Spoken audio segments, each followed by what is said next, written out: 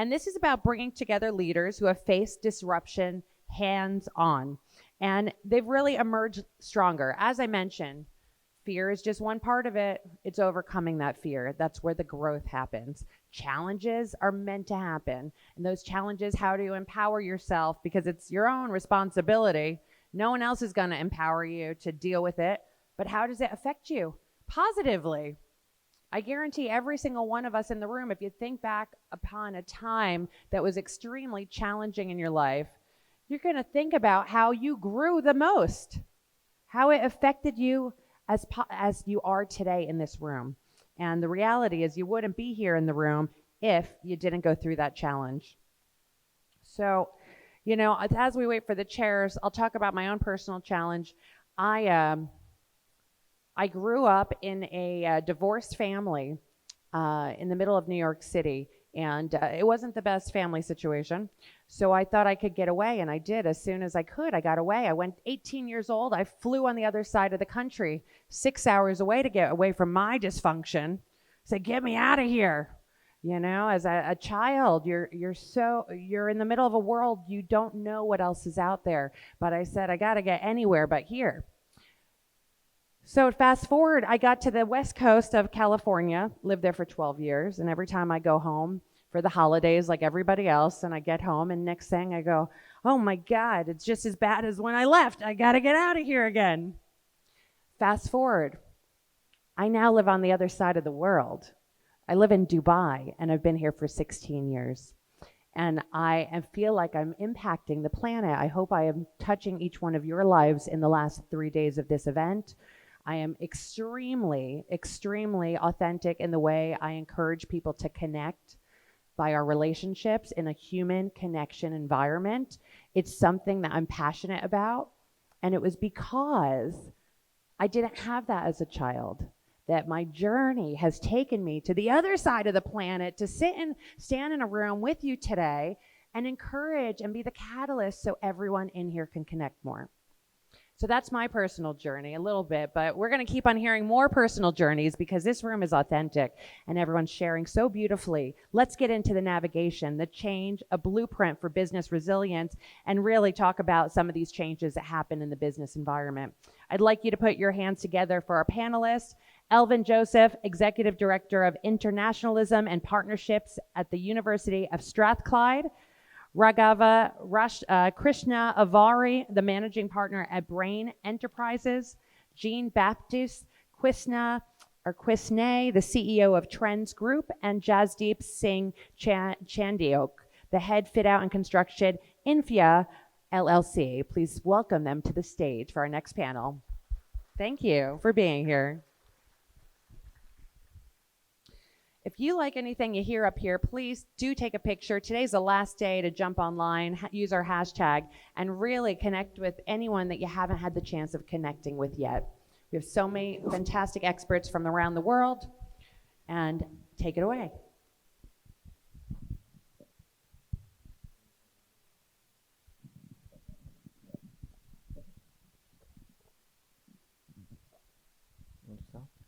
Hi, good morning, everyone.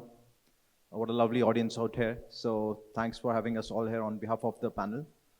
We're waiting for just one more member to join in, and we'll just start with introductions while we have Raghav joining in. So my name is Jasdeep Singh, and I head a company called Infia in Dubai. We are into fit-outs and constructions. So this company is itself an example of business resilience. How we came up from an exhibition stand exhibitor. So we used to do events and exhibition originally. And then, as all of us know, COVID came in 2019. And that was when all the events all over Dubai was canceled. So either we ended up in lawsuits with various companies. We ended up having our payments stuck in with clients who didn't have the budgets anymore. We had clients who owed us money and their business shut down. So we had a chance either to shut down the operations or to come up and resist this period of COVID. So what we did is, from an events and exhibition company, we moved on to a new segment, which is fit out and construction. And we said, okay, it requires the same skill set. We have carpenters, we have the same laborers, we have the project managers, which requires in doing something temporary, rather we'll do something more permanent in nature. So we moved on from events and exhibitions to a fit out and construction company called Infia now. And today we have clients such as hotels in Jumeirah Group. We have been working in Al Qasr and Mina Al Salam hotels doing luxury boutiques there. Apart from that, we have worked with famous groups like MR. We are doing something for them on Creek Harbor now. We are working with other big companies like Aleph Group in Sharjah. We're doing a project in Abu Dhabi as well with Tornado. So we resisted the change and the challenges brought to us during the COVID period. And today we stand as a company which does at least 20 million business in a year.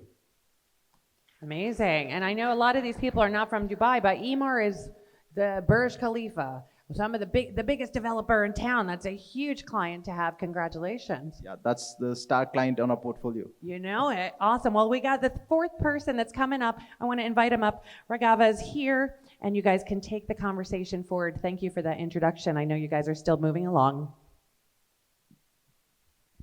Well, we'll go with John next. Hello, so I'm Jean-Baptiste Canet. I know this name is really complicated to pronounce in English, so let's say John. I'm entrepreneur since I'm 15. I had my first business at 15. I was a geek. I did a website about sport in France, which was one of the best websites about sport. We were 20 people working for it. I sold this website 6 years after. Then I did another company during my studies about party and concerts. I was organizing the best concert in Normandy, it's the north of France. I was named the best entrepreneur of my age. Then I continue and I learn my mistake in other companies, in creative companies in advertising, in France, big ones. Then I opened my own creative company, which was a dream of a life. I was young at this time, but it was really a dream, and I always knew that I wanted to open this company. So we began with my associates with 5 people around the table, smaller than this one, in a small room. And now we have a company in France with 30 people, in Dubai that we opened this year with 8 people, and in Tokyo with 5 people, and we are building right now a new company in Tokyo. We're working with mass market brands, most of the most important mass market brands in the world: Puma, Uniqlo, Hinge, which is a dating app, which is not in Dubai, but very famous in Europe and in the US. Suntory, Danone, Evian, and a lot of big brands. And we'll talk about resilience because, of course, when you do a business like that, we start with nothing. We start with just one domain name, trends.paris, I think, and it was 15 euros. And now we are making more of 6 million euros this year, and it will be more thanks to Dubai, with this new company in Dubai this year also.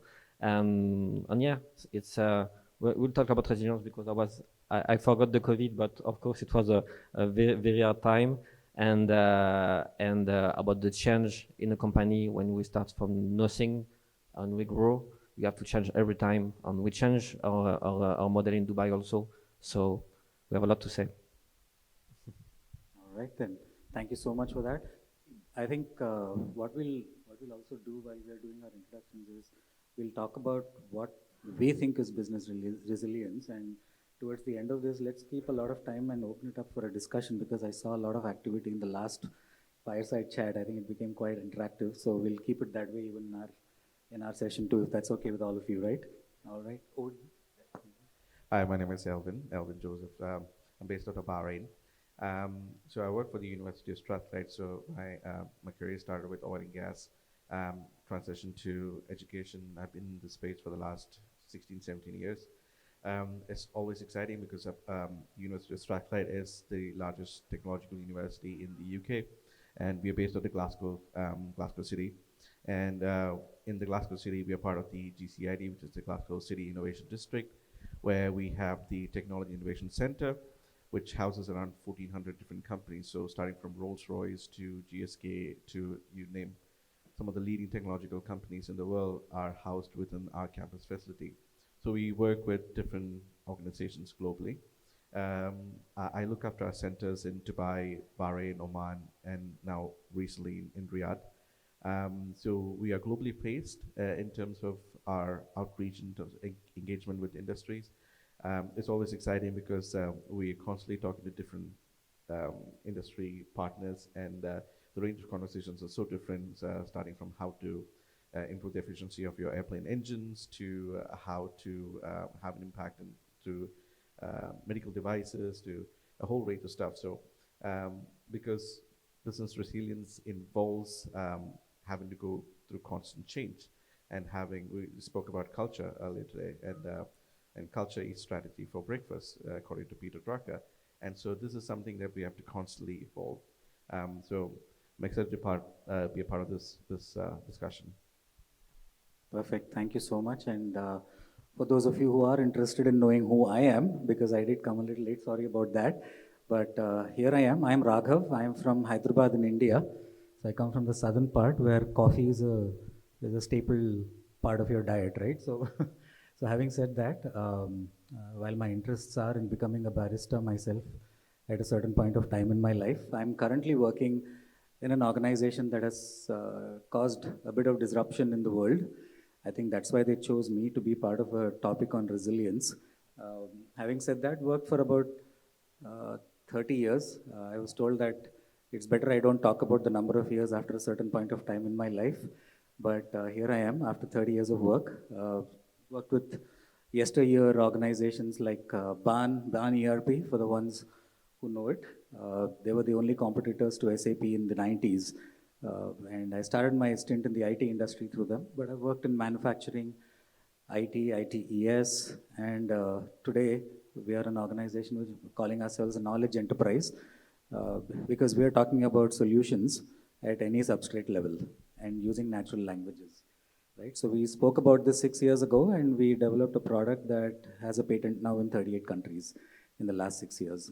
I'm an HR guy, but then I'm here talking about a business resilience topic. So let's see how that goes.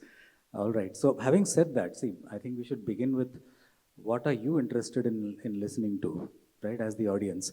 We have a lot to say, and so do you.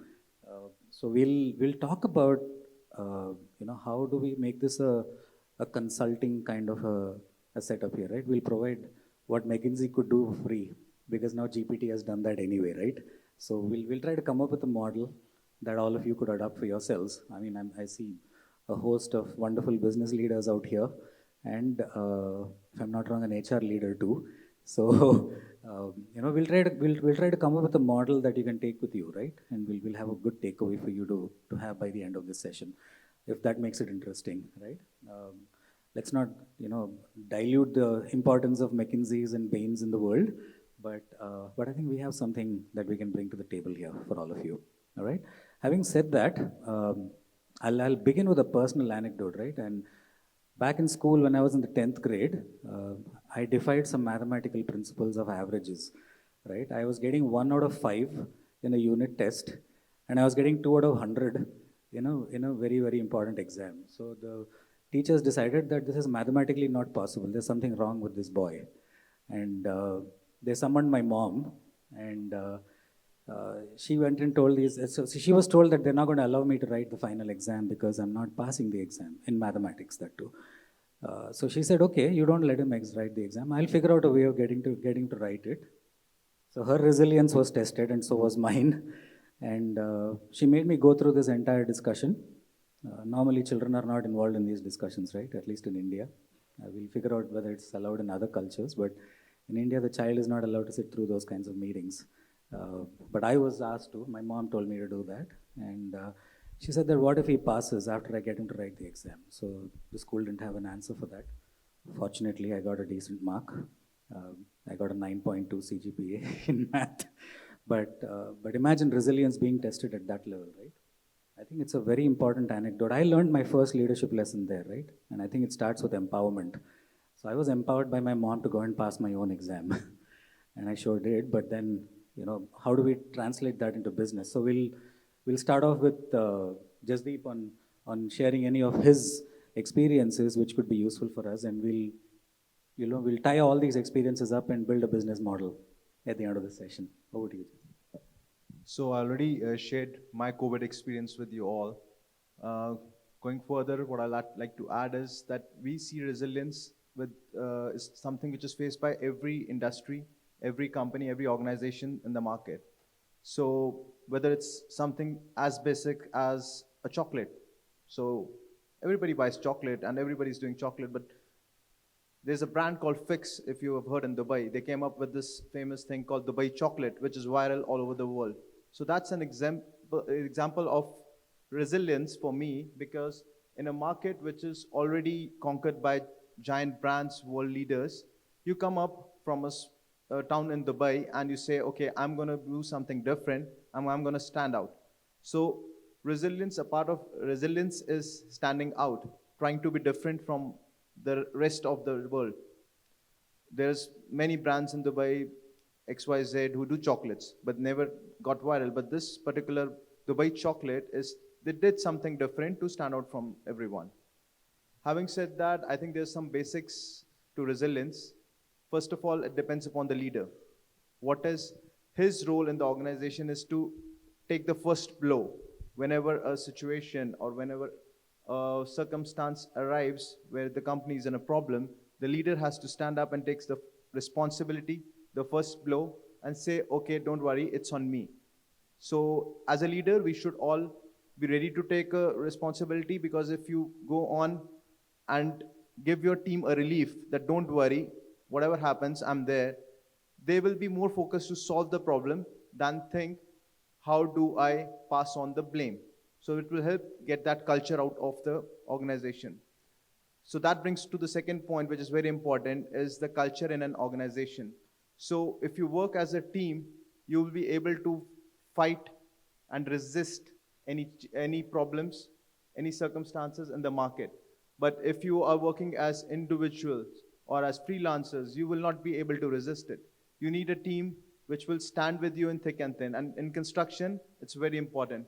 In our industry, if you have to hand over a job, you work 48 hours, 36 hours, 48 hours continuously. You don't sleep for 2 or 3 days because you need to deliver a project and you have a deadline. So that's when your team helps you find a circumstance. So with my construction experience, that's all from my side. I'll pass it on to John. So Thank you. just before Jean takes over, you'll help me buy that chocolate, right? Because I've been asked to bring it home if possible. Sure, You're sure. talking about the pista kunafa, whatever, right? I thought that's the Dubai It's a chocolate. kunafa chocolate. It's viral. You can get it anywhere. You're doing free marketing for them, so they'll, hey guys, you know what? Pay this guy some money on that, right? So, but having said that, John, over to you. Thank you. Yeah, I think resilience is part of more than the entrepreneur, is part of the human.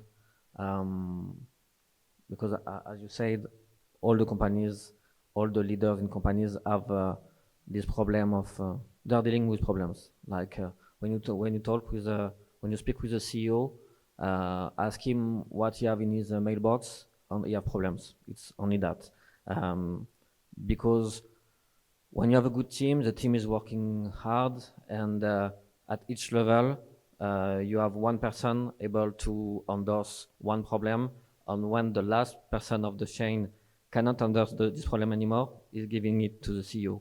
So for all the organization, for all the companies, this is the same structure, but I think the handling of this problem on the resilience is really part of the human. And for my own experience, I grew up in a small village, 300 people, so mostly less people in this village than in this building. And for me, Paris was far away because we were a modest family, and my parents were entrepreneurs in their way. My father was a craftsman, so he had a company for 30 years, and during these 30 years, he was his own boss, like a freelancer right now, but in craftsmanship. My mother was doing the accounting for my father, and it was the team. And I saw my parents all their life fighting with problems.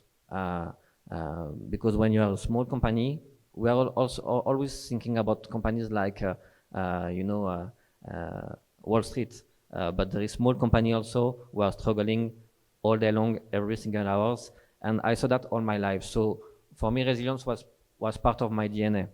And when I began to make my company, of course, we were small, no shareholders, no bank, on money, and we didn't add a lot. So we did everything. This is a consulting company, so it's not like construction. In construction, you cannot do this. You cannot start with nothing because we need to have the first brick. But in consulting, you just need your brain and some good ideas, and we did it.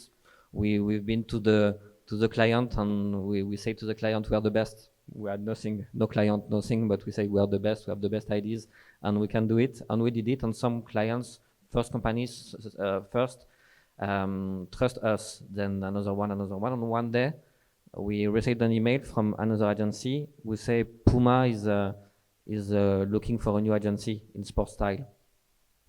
And it was a competition. We won the competition.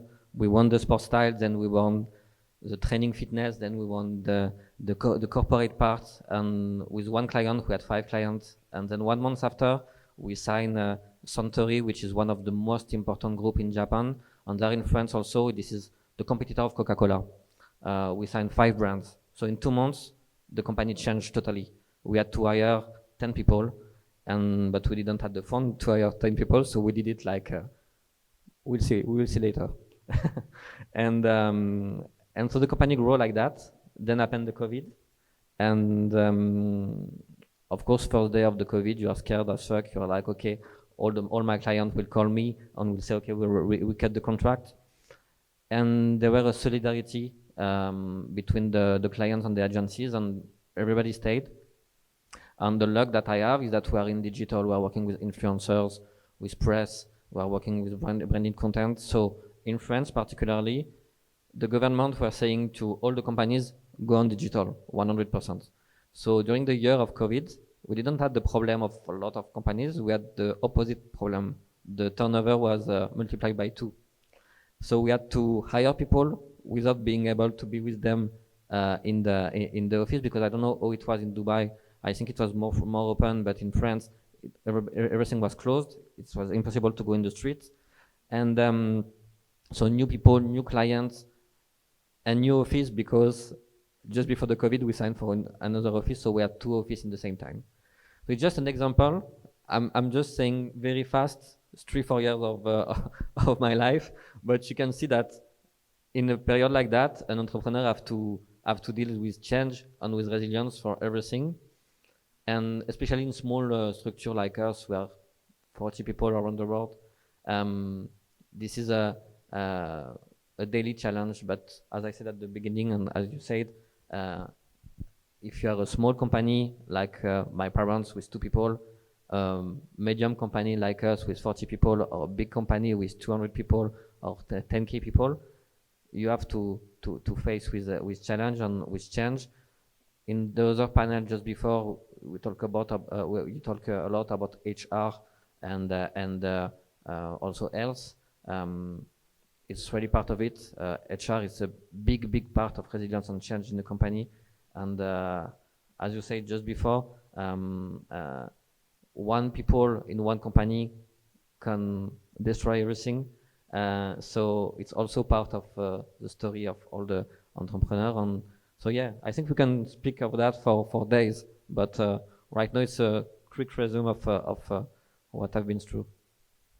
Thank you, Sean, and yes, well described indeed. So if I were to summarize what we've seen, what we've heard so far about building resilience and building business resilience, one is to talk about leadership and culture, which Jasdeep brought about. And what is the culture? We're talking about a culture where we're actually encouraging individuals to stand up, stick their neck out, and take the blow.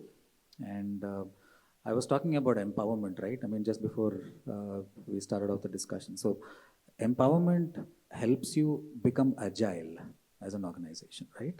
And that's where if we tie up empowerment with leadership and culture, and tied up with what Jean just spoke about, we're already getting down to building a model for business resilience in the new age, right? So we're getting there now. Over to you, Elvin. Thanks, Raghav. One of the things from the topic is navigating change, and change is one thing that's very difficult for organizations to make. And so I was just thinking of this Greek philosopher Heraclitus, who said, one thing is constant, that is change. You don't step in the same river twice, even rocks move. And so when people age and environments change, we have to constantly change to the dynamic environment. For us, in my role, we meet with different corporate entities, and in a recent conversation with one of an airline companies, they said, Elvin, we need change. And change is so critical to redefining how business environments change. And so if we don't change to that, you end up becoming extinct. In this book of Who Moved My Cheese, one of the things that was quite evident was if you don't let go of the old cheese, you can't find the new ones. And so it's really important that people are able to sort of diversify, learn from mistakes, and keep moving, adapting to change, and be resilient. Um, I remember when I was doing my MBA a few years ago, we had this exercise called Exploring International Business Environment.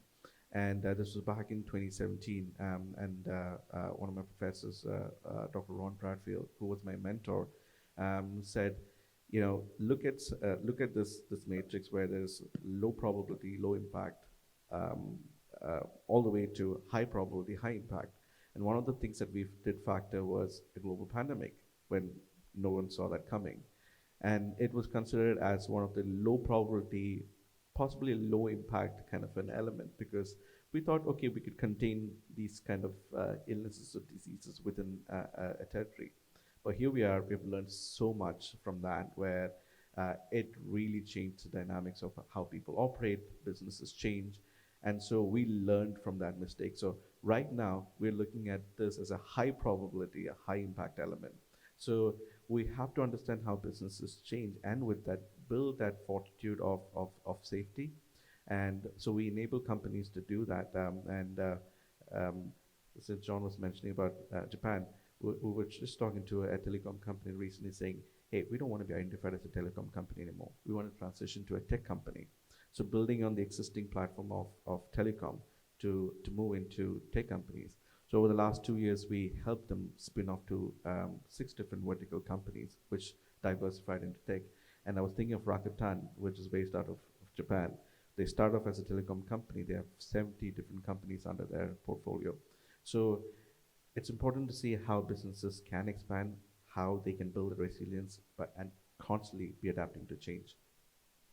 I think a common theme that's been discussed about in almost every session that I've heard in the entire conference is about ability to deal with mistakes, right? Accepting them and also learning from them. So see, that becomes part of knowledge sharing also. And while we are talking about an empowered team, building a leadership and building culture where people are encouraged to stick their necks out and have that ability to take the blows, and Suntory is of course a very fantastic example to take considering what they do. But even Suntory Japan has now invested $150 million in digital transformation, right? For a company that manufactures Japan's most famous whiskey, right? Their budget for transformation, that to digital transformation, is $150 million. And that's the way they're dealing with change and making themselves resilient too. And I see a great model coming up over here, right? And there are some common themes from the past sessions, and there are some new themes that are emerging over here. I'm hoping that all of you are taking note, because if I talk about business resilience, then I think the only thing I have to add is about our abilities to deal with ambiguity. Having that journey from lack of clarity to clarity, right? So it's a journey, and all of us like measures, right? We like to see numbers. So let's say the journey from -1 to 1, right? -1 to 0 is what we look at, because that's the turnaround that organizations look at most of the time. We are talking about not bouncing back, but bouncing forward and moving to 1, right? So you move from a negative situation, not to 0, but to a completely positive situation. And that's the journey from ambiguity to clarity, in my opinion. I think if you're able to build your model with this, right, I think business resilience will be taken care of, right? How do we put our systems in place for that? I mean, that's another topic altogether. I think that we have 25 minutes left, so I'm doing a time check. So we won't be able to talk about all of it at one go. We can't solve world hunger in one session. But then do keep this in mind that business resilience is about always moving from ambiguity to clarity and solving problems with that clarity, right? So it's a journey from -1 to 1. So one thought that I would like to leave all of you with it is, what is bouncing back versus bouncing forward? We'll talk about it at lunch of this session, right? Any other comments and how to build this model that I want everybody to take out as a takeaway from this session? On that note, like we all focused and we have all experienced the problems we said about COVID. But apart from that, there are so many problems in the world, such as war situations in many of the countries, neighboring countries. People have to leave and move. So as he said about, bouncing forward. So it could be looked as a situation, as a problem, or it can be looked at as an opportunity. So it's also about how optimistic you are about life and about things. That will help you a long way to build resilience. So you can change a problem or a situation of of stress into an opportunity, and you can gain out of it. So many people are moving to Dubai now. So real estate is something which we see as an opportunity. So when you have a growth of population, thanks to the policies of the government of Dubai, we are seeing that there is so much investments coming in into real estate. So whether you look at it in a positive way, a problem for a country of a war situation, for another country, it turns out to be an opportunity of growth because there's a transfer of the power capital of investments. So that's another example of, bouncing further. Great thought on bouncing back versus bouncing forward. Yeah, thank you for that. See, it's going to require for us to go back to the drawing board all the time, right? I mean, we have to do a lot of whiteboarding, a lot of brainstorming, and we have to build comprehensiveness in how we solve problems.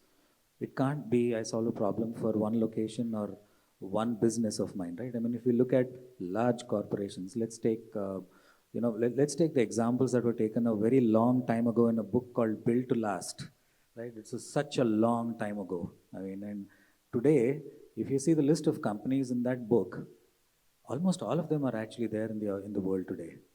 Right.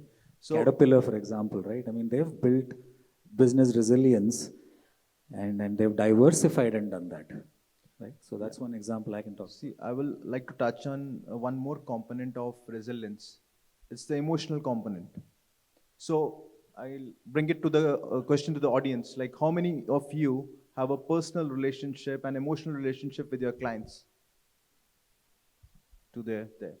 So in a problem, when you are faced with, stress situations, you are faced with problems. Let's say you have a delay on a project. Your personal and your emotional relationship always helps you come out of that situation, and the trust you have or the emotional bond you have will always be helpful to, make the other person ignore most of the issues. So I believe one way to resist or to overcome situations is also to have an emotional connection, personal connection with your clients. Like know their birthdays, know their anniversaries, have that personal connect, send them a small card, send them a small gift every now and then, make them feel important. So that's how I deal with an emotional way with the clients. Yeah, I think catalyzing new behaviors, right? So at one point of time, sending a gift to a client would be considered to be, against a practice also. If you go to the larger corporations, they'll say, hey, you know what the hell, you're not supposed to be doing that. You're not supposed to be bribing a customer or something like that. I don't know why, I'm an HR guy and I'm the one who would have formulated that kind of a policy. But I'm questioning it today because if you don't have that connect with the people you're working with, right? I mean, how are you going to foster collaboration, right? I mean, you're absolutely right. And I think the new age way of doing business in the 21st century is what we're building for, right? I mean, we're not building for today, tomorrow. So given that situation, I think it's very important to take what Jasdeep said very seriously. I would actually take that a little further and say catalyzing new behaviors, right? And and also designing your organization accordingly. For example, if I were to take an HR example, what are the behaviors that you want that individual to display, and how are you going to do your job design accordingly, right? And that is again a journey from, ambiguity to clarity, right? Who are you hiring, right? We talked about people, right? And then you said HR is such an important part of the whole thing. So thank you for that. I come from that profession, so I'm happy we're on the table over here. But then it all starts with, are you clear about what you need for your business, and who are those people who are going to bring it on, right? For us to help us out. And again, I go back to empowerment. I go back to building self-sufficient teams who can take decisions dynamically. Because if you're talking about a global corporation operating in all the continents or different continents of the world, yesterday I heard somebody talk about their country, right? And she was inquiring about all of us doing a prayer for, their country to revive from there. I mean, if you have to go into business in that country, right? I think it was Sudan, if I'm not wrong. So if you have to go into business over there, right? I mean, you've got to become emotionally connected with the people of that society also, right? So I'm taking a step back, but also taking a larger view of things, right? I'm talking about 20,000 feet, but then we can operationalize that model by talking about, again, empowering teams, taking dynamic decisions, and, be adaptable to what's happening in the world. John, any other comments about building a model for business resilience? Yeah, the emotional part is very important with the client, with the team, of course, because I think I always take a parallel with my team. They are joking about me with that, but for me, like I see the entrepreneurship and company like a football team. So when you have a football team, you have 11 players, and in the 11 players, if you have one or two who are not at the good position, the team will lose for sure. And it's very important. This emotion. So as an entrepreneur, as a CEO, you are the coach in this team. So you have this emotion with these teams to be able to push and to win the Champions League. You have this emotion with the client, but also with the market. Very important to feel the market and to understand what will happen in 1 year, 2 years, 3 years, 4 years. For example, for my own example, we are working with influencer marketing. In influencer marketing, it's moving every day. When we begin, it was only Twitter. Twitter doesn't exist anymore. Instagram, and of Facebook. And now this is X, Thread, TikTok, Instagram, YouTube, short on YouTube. So it's moving every day. We are working on regulation, but press is dying step by step. In Japan, for example, there is still a lot of magazines in the shop and everything.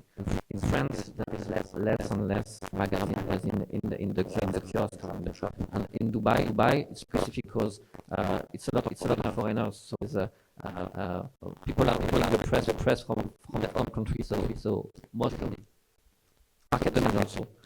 And content creation and AI arrived and changed everything. So we were doing like advertising, digitalizing 20k euros or for a movie. Production is one artist, three models, one people to manage the colors of the animation.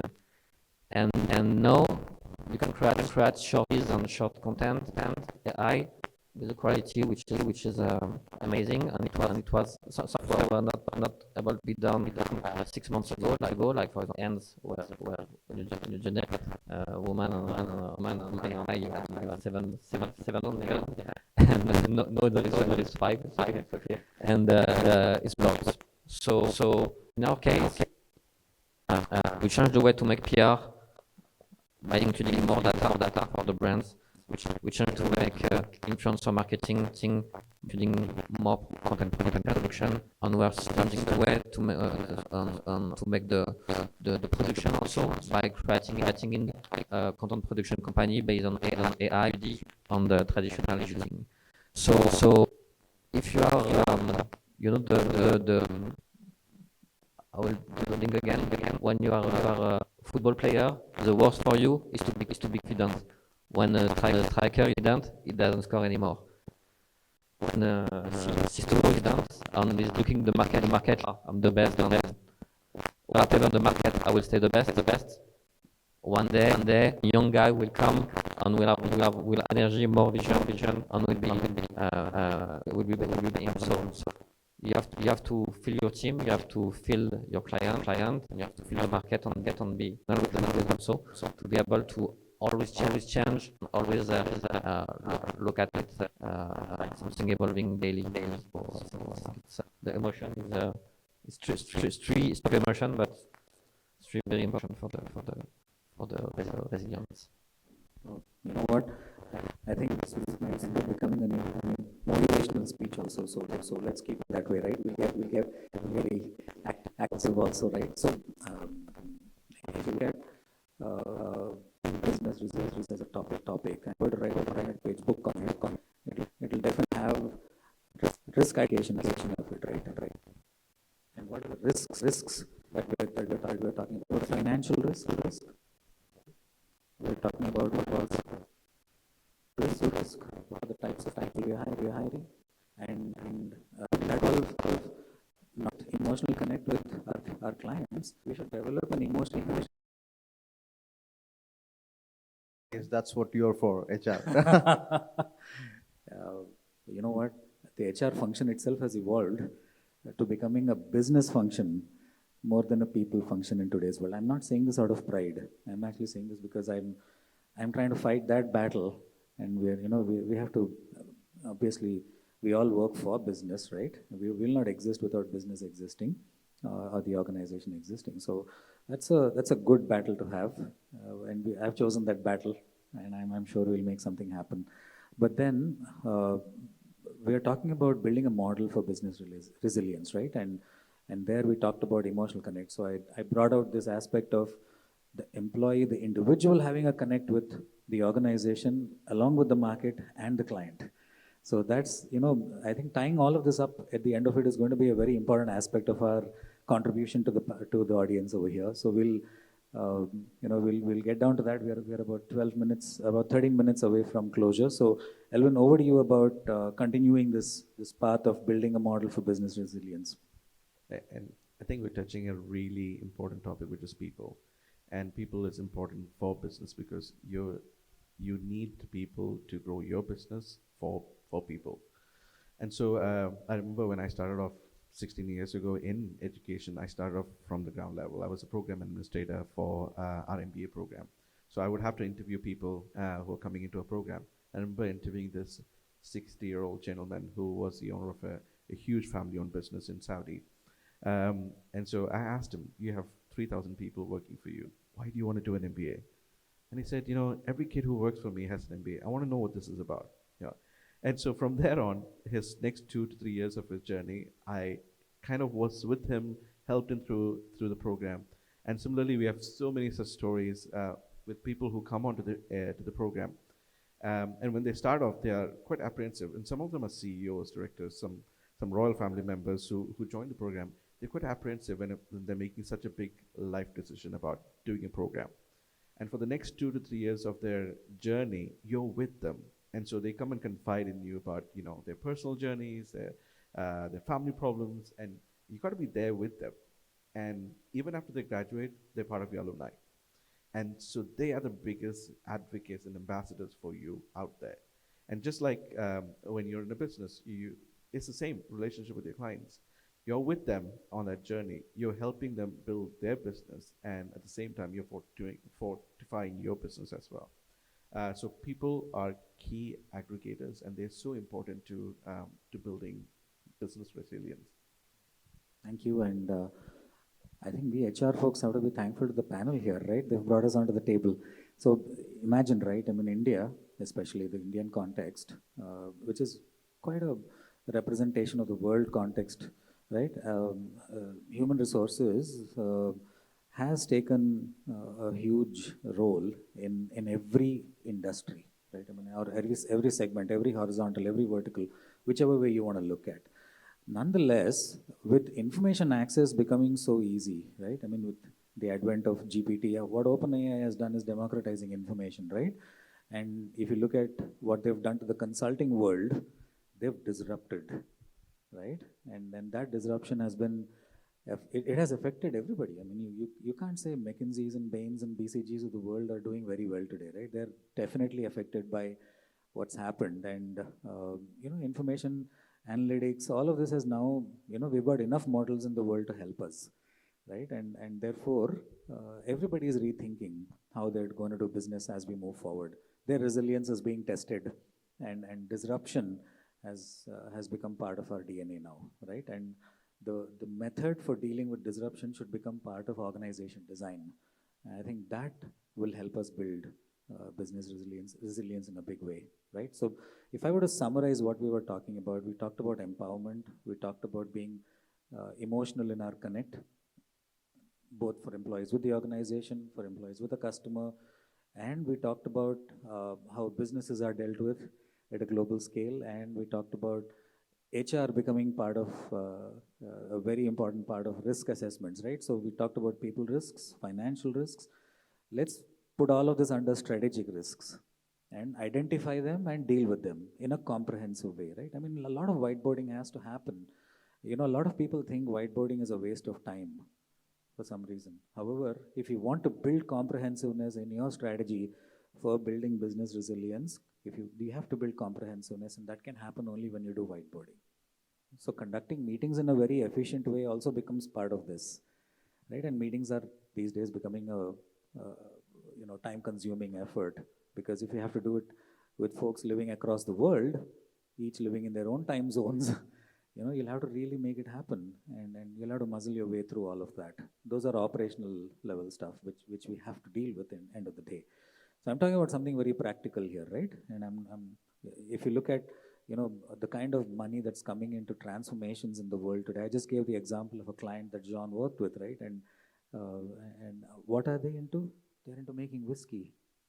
They're into making, world's best alcoholic drinks. I mean, Japanese whiskey has become synonymous to being, very, very, very good quality whiskey. And for the ones who like it, you should try it out. But then imagine they're investing that kind of money into transformation, right? And if that's the case, it's not just about financial investments. I think it's about people investments also. That's what we are hearing from the panel over here on how to build resilience. So when it comes to people, knowledge sharing becomes a very important aspect of it, right? And how easily we share knowledge with each other becomes the definition of collaboration. And that's where your ability to empower your teams, for them to take dynamic decisions and deal with change that's coming up because of disruption, is a model by itself. Making sense? Yeah? And we're now almost on 7 minutes to go. So we'll spend another 2 minutes on summarizing what we thought is important for the audience, each of us, and we'll open it up for a discussion for the last 5 minutes. Is that okay? Yeah? All right. Deep, over to you. So, as has been pointed out today, we are all here to discuss business resilience. So the key things, as I stressed during my argument today, was about leadership and having an emotional connect with your clients as well as employees. Then about the culture, you have a team built in, and standing up to challenges. Thank you, Jesse. John. I'll try to go fast because my answer were very long before. No, in some words, business resilience for me is like having the vision, super important, and be able to crack the model and to break the rules, because if you follow the rules too much, if you do the step by step and you are very administrative, you are wasting a lot of time, which is breaking the capability of resilience on change. Because in 2024, if you want to change, you have to do it fast. So it's about managing the risk and managing the vision. Thank you, John. Over to you, Nelvin. Yeah. I think everyone has pretty much covered all of the topic, but I think in summary, if we were to talk about what we were discussing, it's people, culture, change. And these were key components that really drove the conversation. Perfect. And see, if you were to take notes, right, and if you want to build a model, I'm talking about ability to identify risks, building comprehensiveness there through whiteboarding, and risks would be categorized as strategic risks, people risks, and financial risks. And that's how you build psychological safety also into your organization, right? And when you do that, you have these empowered teams across the world dealing with change by taking decisions dynamically.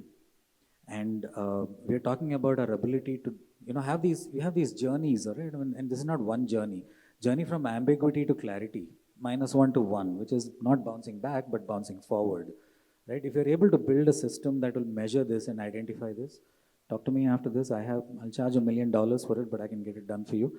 But then, these are journeys that keep happening every day, and we need to measure this. And that's where the knowledge sharing piece comes in, and empowering your teams to be able to do all of this and have a system that will capture this information that can be shared easily.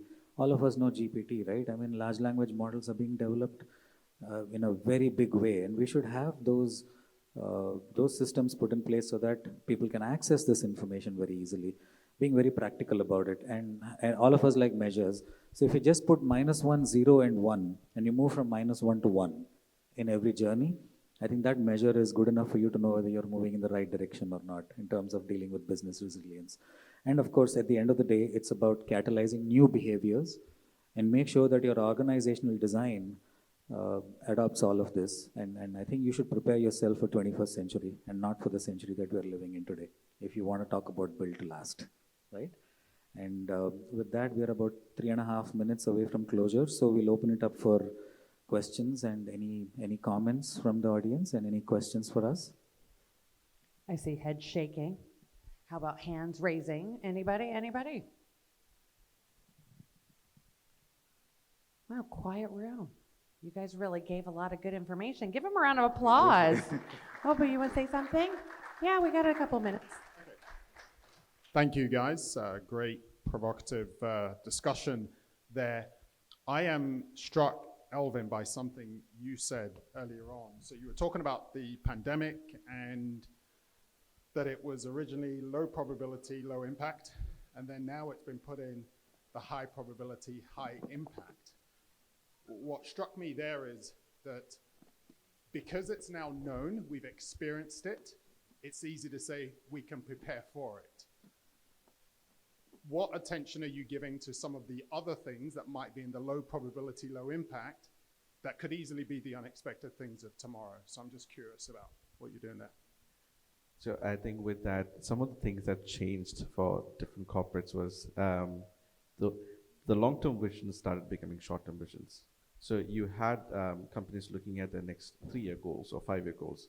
Now you're looking at the next 6 months goals, because that's much more easier to achieve and manage the expectations rather than looking at the bigger picture and then not mitigating the risks that's associated with it. So we started looking at the short-term goals to be able to accumulate them into the long-term parts of the vision. Yeah. Just to add to that, and I think it's a great question.